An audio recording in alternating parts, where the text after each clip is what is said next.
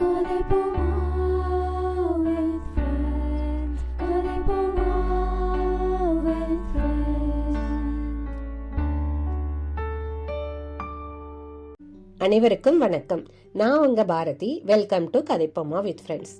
எல்லாருக்கும் சிரித்த முகத்தோட இருக்கவங்கள பார்த்த உடனே ரொம்ப பிடிக்கும். அப்படி ஒரு ஸ்மைலோட தான் நம்ம கெஸ்ட் எப்பவுமே அவங்க டான்ஸ் பர்ஃபார்மன்ஸை கொடுப்பாங்க. இன்னைக்கு டான்ஸோட அவங்க மற்ற இன்ட்ரெஸ்டையும் கேட்டு தெரிஞ்சுக்குவோம். வாங்க, நம்ம காரைக்கால் பொண்ணு Bharathi Rajkumar. Hello Bharathi, welcome to our podcast. Hello Bharathi, எப்படி இருக்கீங்க? நல்லா இருக்கேன், தேங்க்ஸ் ஃபார் ஜாயினிங். நம்ம டிஸ்கஷனை உங்கள் டான்ஸ் இன்ட்ரெஸ்ட்லேருந்து ஸ்டார்ட் பண்ணுவோம். உங்கள் டான்ஸ் ஜேர்னி எப்போ ஸ்டார்ட் ஆச்சு அண்ட் இப்போ வரைக்கும் அது எப்படி கண்டினியூ ஆகுதுன்னு சொல்லுங்கள். இந்த கொஷின் கேட்டதுக்கு ரொம்ப நன்றி. ஏன்னா எனக்கு டான்ஸ்னால் ரொம்ப பிடிக்கும். 3rd ஸ்டாண்டர்டில் ஒரு ஆனுவல் டே பர்ஃபார்மன்ஸ் தான் என்னோடய ஃபஸ்ட்டு பர்ஃபார்மன்ஸ்.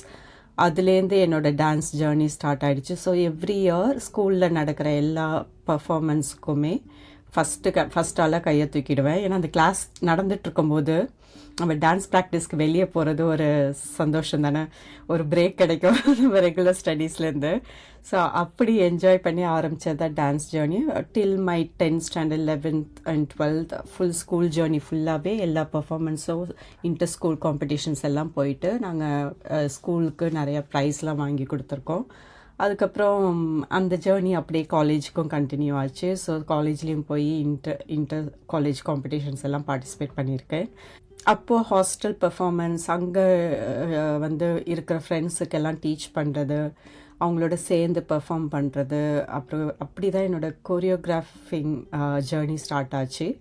அதுக்கப்புறம் போக போக கிட்ஸுக்கு டீச் பண்ண ஆரம்பிக்கிறது, அந்த மாதிரி செய்ய ஆரம்பித்தேன். அப்புறம் ஒரு பீரியடில் மேரேஜ் ஆகி கிட்ஸு ஃபேமிலின்னு செட்டில்ட் ஆனோன்னு ஒரு complete break for the dance.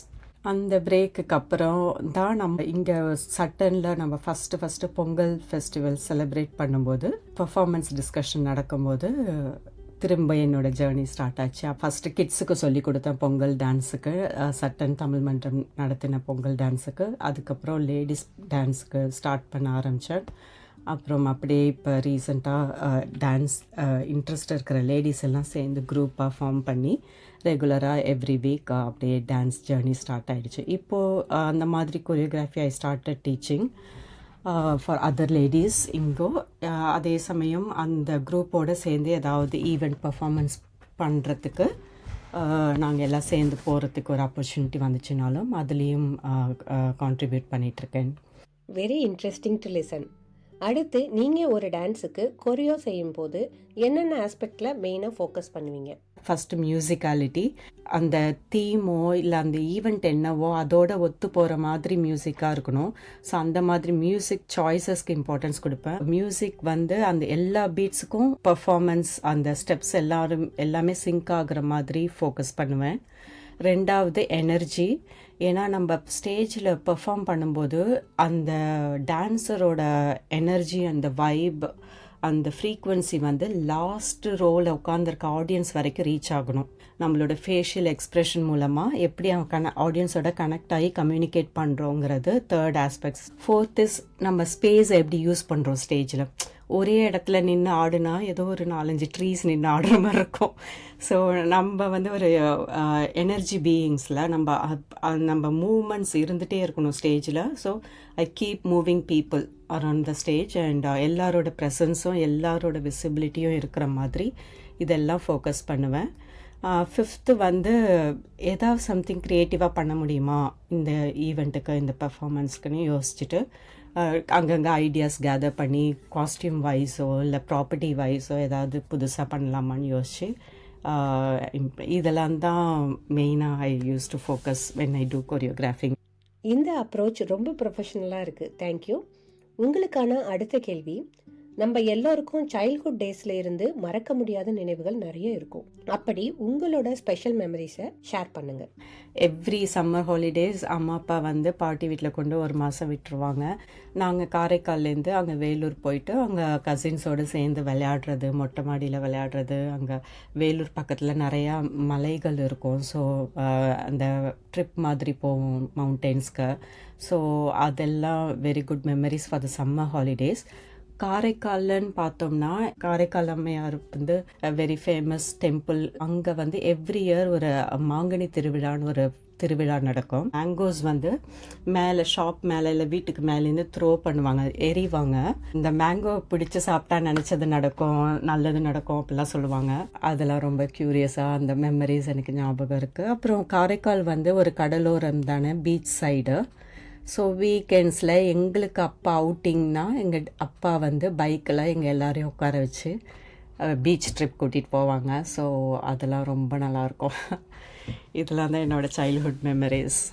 So good to lesson. ஒரு வாரத்துக்கு முன்னாடி நடந்த விஷயங்களை நம்ம மறந்தாலும் நம்ம சைல்ட்ஹுட் மெமரிஸ் எப்பவும் மறக்கிறதில்ல. நெக்ஸ்ட்டு உங்கள் பெட் லூனா பற்றி பேசுவோம்.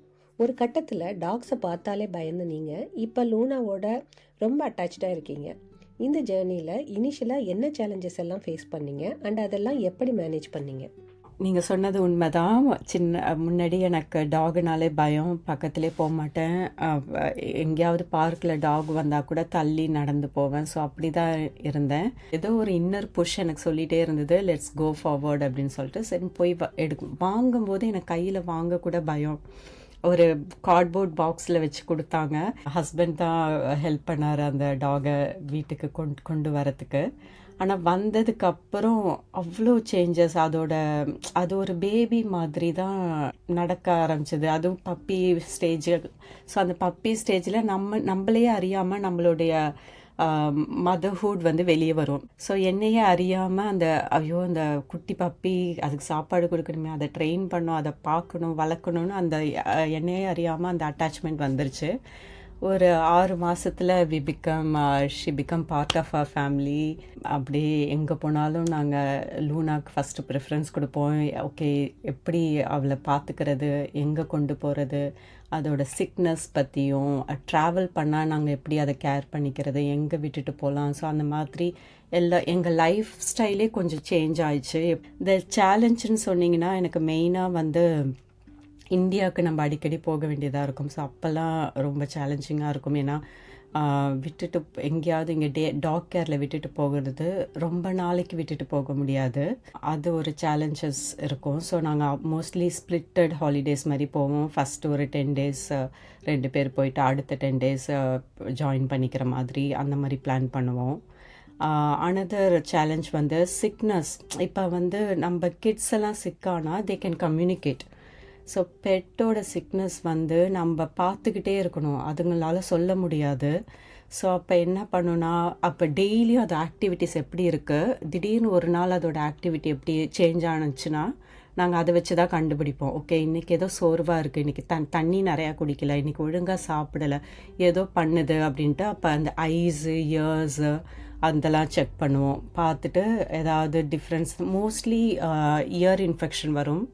ஸோ அதுதான் நாங்கள் அடிக்கடி பார்த்துட்டு வெட்டுக்கு கூட்டிகிட்டு போய் இது பண்ணுவோம். இது மெயினாக இது 2 தான் சேலஞ்சிங், ட்ராவல் அண்ட் சிக்னஸ்.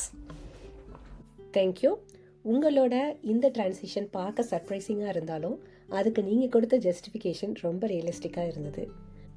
உங்களுக்கான கடைசி கேள்வி, லேடிஸ் அவங்கள ஸ்பிரிச்சுவாலிட்டியில் இன்வால்வ் செய்கிறது அவங்க ஃபிசிக்கல் அண்ட் மென்டல் ஹெல்த்துக்கு எந்த விதத்தில் ஹெல்ப்ஃபுல்லாக இருக்கும்னு நினைக்கிறீங்க? கண்டிப்பாக இது ரொம்ப முக்கியமான கேள்வியாக நான் பார்க்குறேன். ஏன்னா நம்ம ஒரு வயது வரைக்குமே தேடல் இருந்துகிட்டே இருப்போம், எதையோ நோக்கி போயிட்டே இருப்போம்னா எதுக்கு போகிறோம் ஏன் போகிறோன்னு தெரியாமல் போயிட்டே இருப்போம். என்னோடய ஃபிசிக்கல் பாடியை நான் வந்து டேக் கேர் பண்ணணும், நான் என்னோடய டயட்டை சேஞ்ச் பண்ணணும், என்னோடய வே ஆஃப் லிவிங்கை சேஞ்ச் பண்ணணும்னு தாட் ப்ராசஸ் வந்து நான் ஸ்டெப்ஸ் எடுக்க ஆரம்பிக்கும் போது தான் எனக்கு அந்த உணர்வு வந்தது.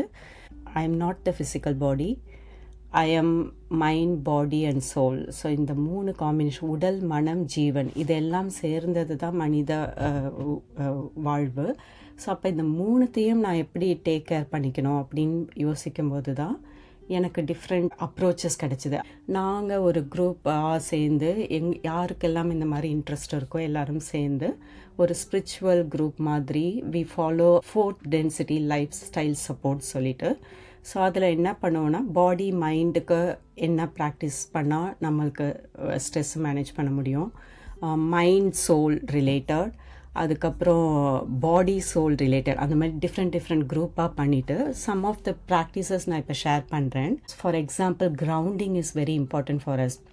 அதுக்கு நான் என்ன பண்ணுவேன்னா, ஷூ இல்லாமல் சம்மர் டேஸில் வெறும் காலில் கிராஸில் நடக்கிறது, பார்க்கில் நடக்கிறது.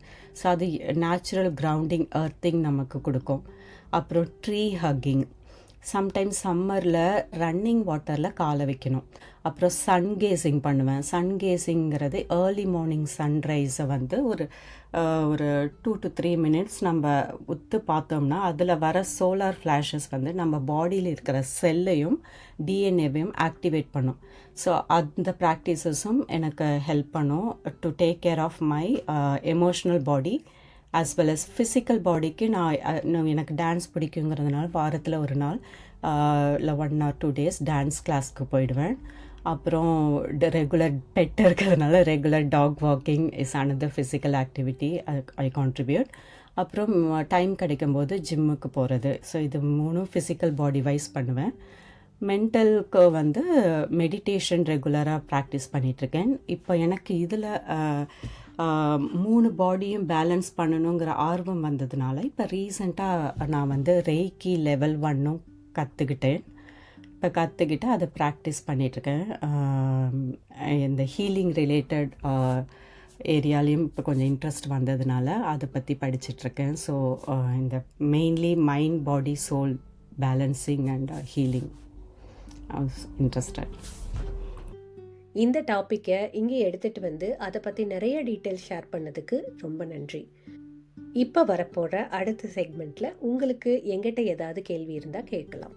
ஓ கண்டிப்பாக. உங்களுக்கும் அந்த ஃபேமிலி பார்த்துக்கிறதோ அதர் கமிட்மெண்ட்ஸ் இருக்கும். ஸோ அப்படி இருக்கும்போது நீங்கள் உங்களுக்கான செல்ஃப் கேர் ருட்டீன் என்ன வச்சுருக்கீங்க, அது எப்படி ஃபாலோ பண்ணுறீங்க? First thanks for this question. எனக்கு பேசிக்காகவே வாக்கிங் போகிறது ரொம்ப பிடிக்கும். அதுக்கு ஏற்ற மாதிரி எங்கள் வீடு இருக்கிற ஏரியாஸ் டிராஃபிக் இல்லாமல் ரொம்ப காமாக இருக்கும்.